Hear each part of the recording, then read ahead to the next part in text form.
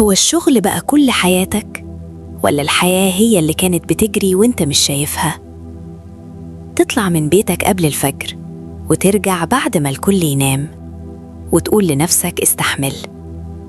تعدي الساعات وانت واقف مكانك، تشتغل، تنجز، وتنسى نفسك واحدة واحدة.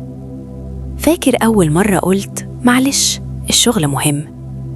كانت مرة وبقت عادة، وبعدين بقت حياتك كلها. ابنك كبر، امتى؟ مش عارف. مراتك استنت وسكتت، وبعدين بقت لوحدها. تحضر المناسبات بجسمك وعقلك في المكتب، وتستغرب ليه الناس بعدت.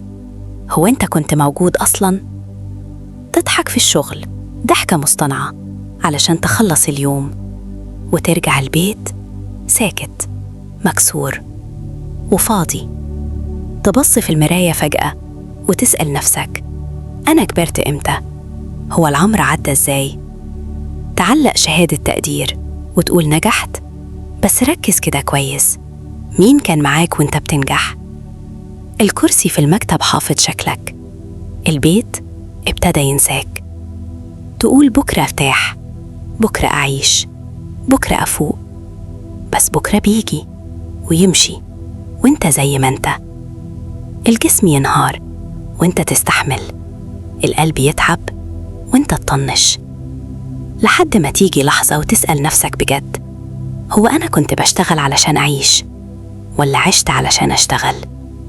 والصدمة إن الشغل مش هيخلص، بس الحياة ممكن تمشي من غير ما تستناك. الفلوس بتيجي وتروح، الوقت لو راح ما بيرجعش. السؤال مش هتسيب الشغل ولا لأ، السؤال هتلحق تعيش ولا هيفضل الشغل كل حياتك لحد ما العمر يخلص؟